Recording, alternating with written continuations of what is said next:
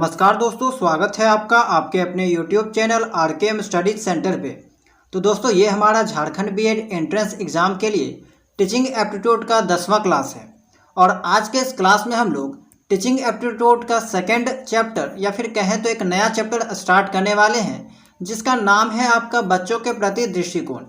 इससे पहले वाले क्लास में हम लोगों ने शिक्षा के प्रति दृष्टिकोण चैप्टर को जो है वो कंप्लीट किया था। आई होप कि आपने उन सभी क्लास को देख लिया होगा। अगर नहीं देखा है तो प्लेलिस्ट में आप जाकर उसे जो है वो देख सकते हो। वहाँ पे हमने सभी क्लास को सिस्टमेटिक वे में अपलोड जो है वो कर दिया है, ठीक है। तो वहाँ से आप लोग जो है वो क्लास को देख सकते हो।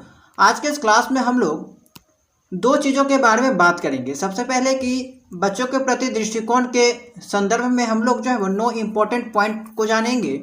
उसके बाद हम लोग जो है वो बाल विकास की परिभाषाएं के बारे में जानेंगे।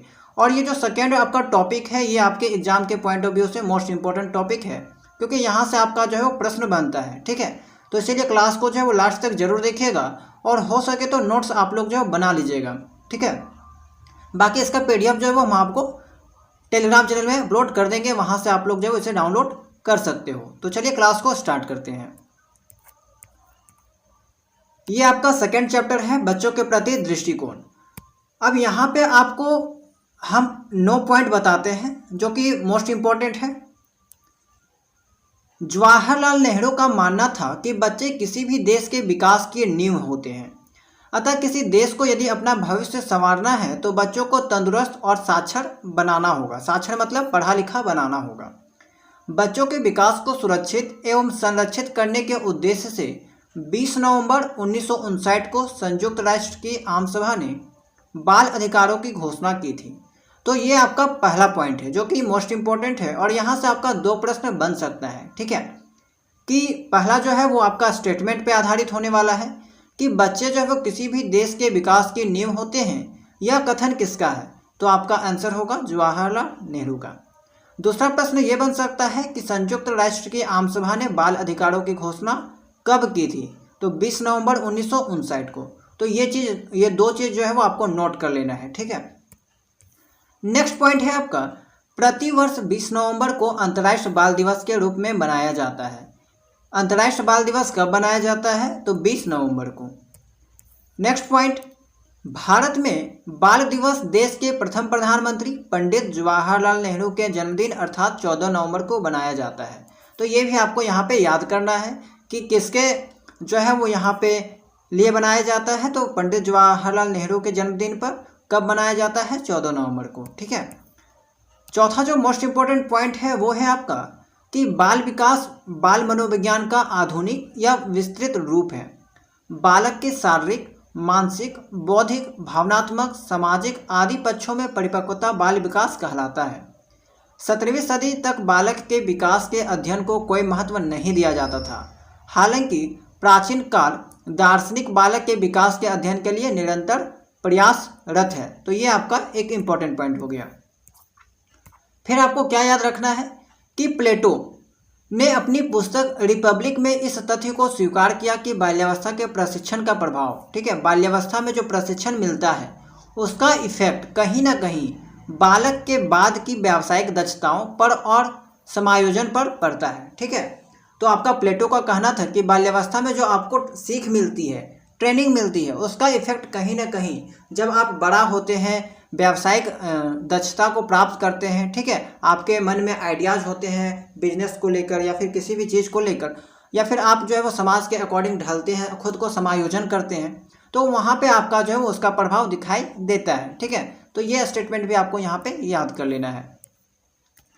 नेक्स्ट पॉइंट है 1628 में जोहन अमोस कॉमेनियस, ठीक है, इस नाम को आपको याद रखना है, ने स्कूल ऑफ इन्फेंसी की स्थापना की। मोस्ट इंपॉर्टेंट पॉइंट है, पूछा जा सकता है कि स्कूल ऑफ इन्फेंसी की स्थापना किसने की थी तो और कब की थी? तो 1628 ईस्वी में जोहन अमोस कॉमेनियस ने। और लगभग 29 वर्षों के अथक प्रयास से 1657 में बालकों के लिए 2 पुस्तकों की रचना की, जिनमें बालक की प्राथमिक शिक्षा एवं पाठ्य सामग्री को चित्रों के माध्यम से आकर्षक बनाना मुख्य विषय वस्तु को जोड़ा गया। इनसे विद्वानों के ध्यान का आकर्षक बालक बना, ठीक है। तो यहाँ पे आपको 2 चीज़ याद रखनी है। एक, स्कूल ऑफ इन्फेंसी की स्थापना जो है वो कब तथा किसने की थी? तो 1628 में जोहन अमोस कॉमेनियस ने। उसके बाद यहाँ पे जो है वो जोहन अमोस कॉमेनियस ने 1657 में बालकों के लिए 2 पुस्तकों की रचना की थी। ठीक है, नेक्स्ट पॉइंट है कि बालक के विकास का पहली बार वैज्ञानिक विवरण 18वीं शताब्दी यानी कि 1774 ईस्वी में पेस्टालॉजी ने प्रस्तुत किया। ठीक है, पेस्टालॉजी कोई विद्वान का नाम रहा होगा, और इन्होंने क्या किया कि 18वीं शताब्दी में बालक के विकास का पहली बार वैज्ञानिक विवरण पेस्टालॉजी ने प्रस्तुत किया। तो ये भी पूछा जा सकता है कि बालक के विकास का पहली बार वैज्ञानिक विवरण किसने तथा कब प्रस्तुत किया, तो आपका पेस्टालॉजी। इनका यह विवरण अपने स्वयं के 3.5 वर्षीय पुत्र पर केंद्रित बेबी बायोग्राफी पर आधारित था। तो उस बायोग्राफी का नाम पूछा जा सकता है, क्या था? Baby biography. किसके द्वारा किया गया था? तो पेस्टालॉजी के द्वारा। नेक्स्ट पॉइंट है, जर्मनी के चिकित्सक डॉक्टर टाइडमैन ने भी 1784 ईस्वी में अपने बच्चों के शारीरिक एवं मानसिक विकास का निरीक्षण कर एक विवरण दिया था। ठीक है, बस आपको जो है वो यहाँ पे याद रखना है कि जर्मनी के एक चिकित्सक डॉक्टर टाइडमैन ने भी 1784 ईस्वी में अपने बच्चों के शारीरिक एवं मानसिक विकास का निरीक्षण कर एक विवरण दिया था। ठीक है, नेक्स्ट इंपॉर्टेंट पॉइंट है, 19वीं शताब्दी में अमेरिका में बाल अध्ययन आंदोलन की शुरुआत हुई। ये आपको पूछा जा सकता है कि अमेरिका में बाल अध्ययन आंदोलन की शुरुआत कब हुई, तो 19वीं शताब्दी में। स्टेनली हॉल ने 1893 ईस्वी में इस आंदोलन की शुरुआत की थी। तो बाल अध्ययन आंदोलन की शुरुआत किसने की थी, कब की थी? स्टेनली हॉल ने 1893 ईस्वी में। इन्होंने चाइल्ड स्टडी सोसाइटी तथा चाइल्ड वेलफेयर ऑर्गेनाइजेशन जैसे संस्थाओं की स्थापना की तथा बायोग्राफी भी तैयार किया।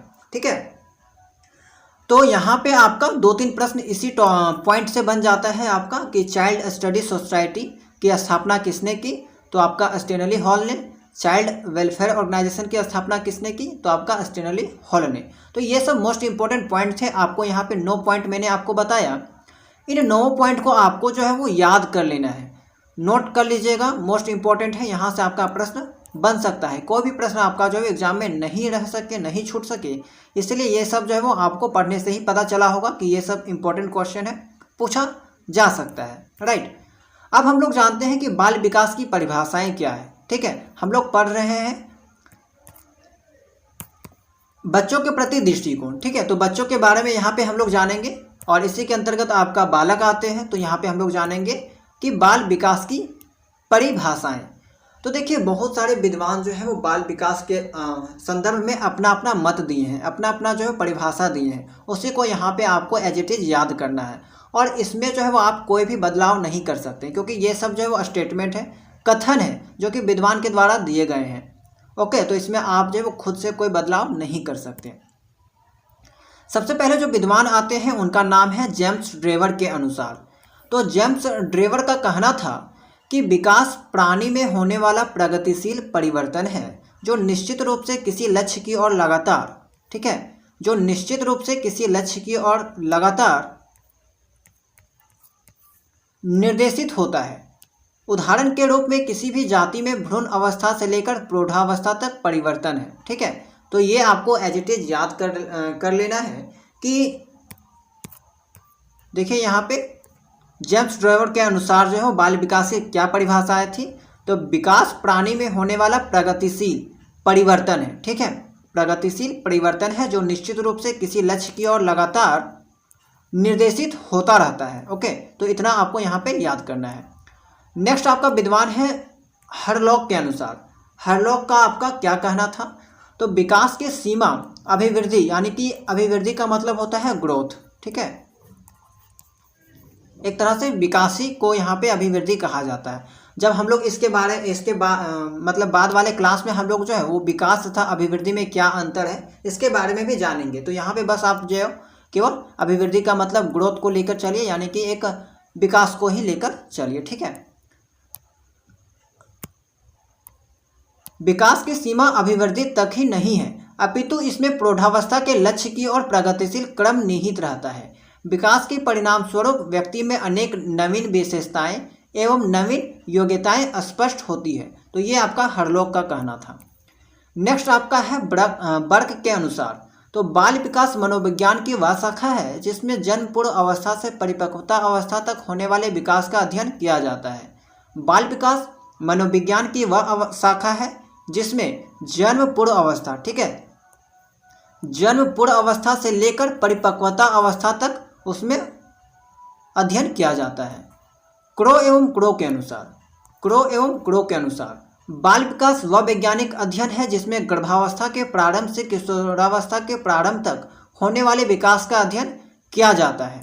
उपरोक्त परिभाषा के आधार पर निष्कर्ष निकालता है कि बाल विकास वह शाखा है जिसमें गर्भावस्था से परिपक्वता अवस्था तक होने वाले विकास का अध्ययन किया जाता है। तो यहाँ पे इतने विद्वान का जो है वो अपना अपना मत था बाल विकास के संदर्भ में।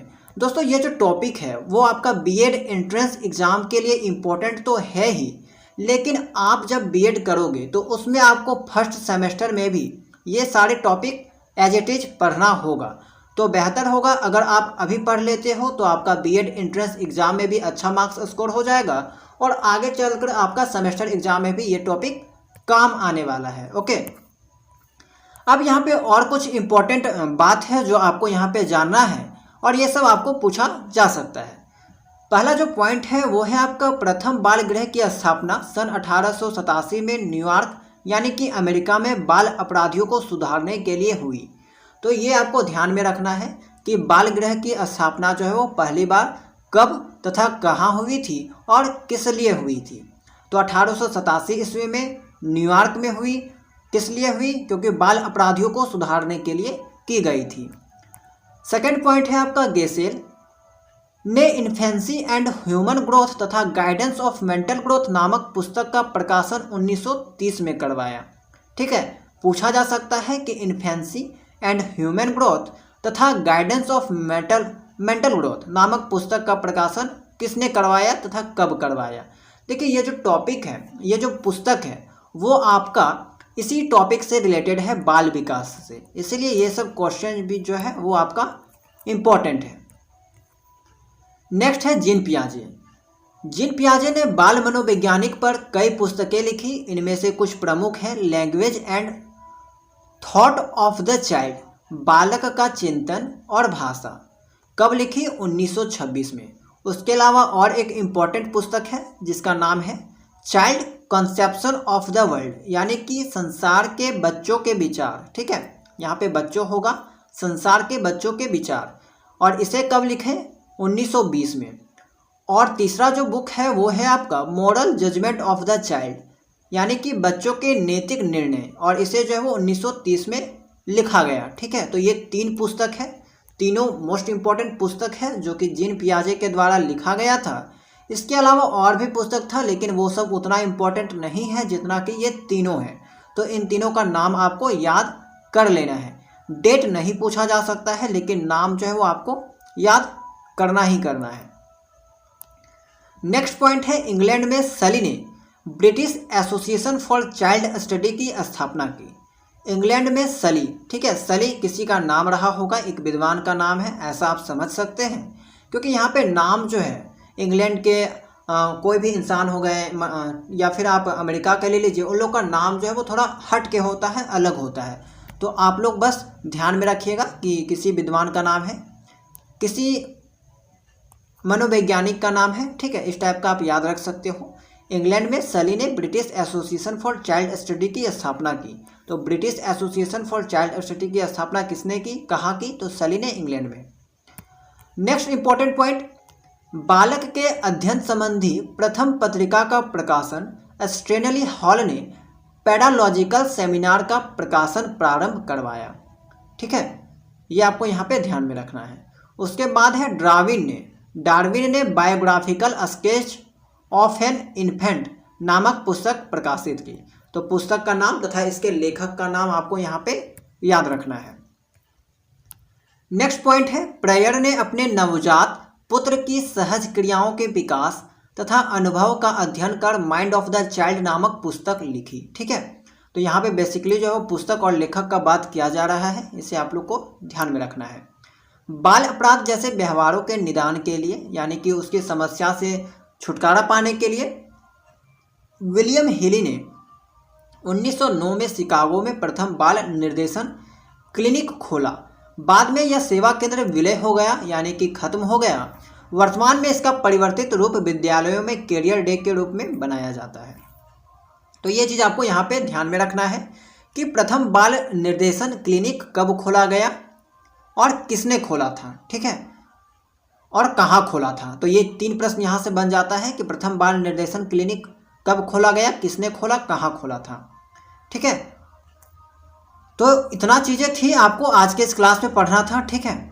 आपको जितना भी चीज़ें बताया गया ये सब चीज़ें आपको याद कर लेना है या फिर आप नोट डाउन कर लीजिएगा, रिवाइज कीजिएगा, क्योंकि ये सब आपको बीएड एंट्रेंस में काम तो आएगा ही, साथ में आपको सेमेस्टर के एग्ज़ाम में, बीएड सेमेस्टर के एग्ज़ाम में जो है वो भी काम आएगा, ठीक है। तो आपको ये सब याद कर लेना है। नेक्स्ट डे में हम लोग एक नया टॉपिक जानेंगे इसी चैप्टर का।